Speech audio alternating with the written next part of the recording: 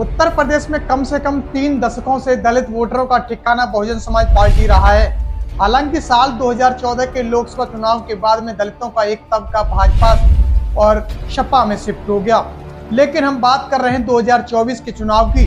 दलितों को न तो बसपा रास आई न भाजपा पसंद, ठिकाना बदल रहे हैं। रुख बना लिया है भीम आर्मी प्रमुख चंद्रशेखर आजाद की पार्टी आजाद समाज पार्टी की तरफ में। संविधान बदलने बनाम संविधान बचाने और भाजपा की बी टीम के नैरेटिव ने ऐसा जोर पकड़ा कि भाजपा और बसपा दोनों ही दलित वोटरों से महरूम रह गए।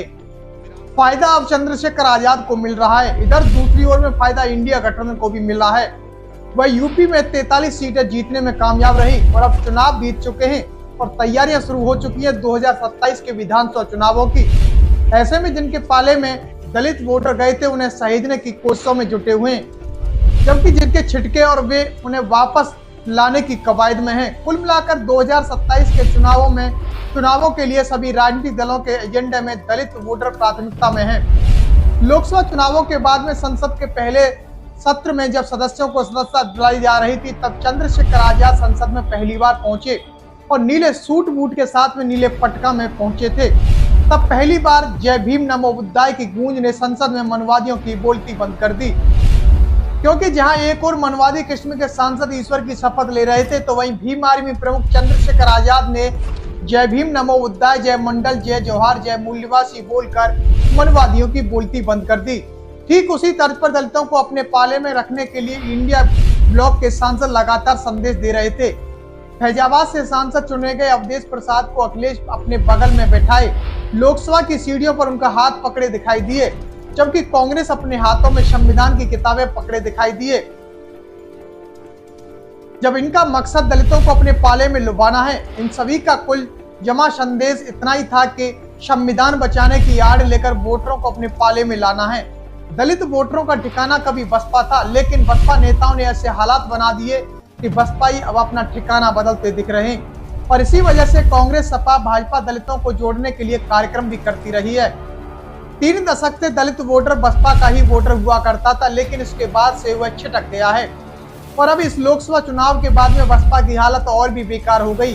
नाम के बाद बहन जी मायावती ने कहा है कि पार्टी से जोड़े रखने के लिए प्रयास और तेज किए जाएंगे, तो वहीं सपा भी अपने पीडीए के नारे को और भी ताकत देने की तरफ में बढ़ रही है। अवधेश प्रसाद जिस तरह से सपा के पीडीए का चेहरा बनाए जा रहे हैं, उसमें पार्टी के लिए अपने आने वाले समय में भी करिश्माई नतीजों की उम्मीद कर रही है। जबकि सच्चाई यह है कि संविधान बचाने का जो प्रोपेगेंडा फैलाया गया था, उसमें दलित भ्रमित हुआ था। पार्टी में बड़े पैमाने पर समीक्षा बैठकें की जा रही थी, उसमें माना जा रहा था कि कौन कौन वर्ग किन जगहों से नाराज था। समीक्षा बैठकों का दौर पूरा होने के बाद पार्टी के कोऑर्डिनेटर ही दलित वोटरों को गुमराह किए हुए हैं। लेकिन आकाश आनंद ने महाराष्ट्र में एक जनसभा में संबोधित करते हुए पार्टी के पदाधिकारियों की हालत खस्ता कर दी, इसलिए वह हर वर्ग में उनकी नाराजगी दूर करने के लिए आकाश आनंद ने बड़ी कमर कस ली है। जाहिर सी बात है कि इसमें भी दलित होंगे।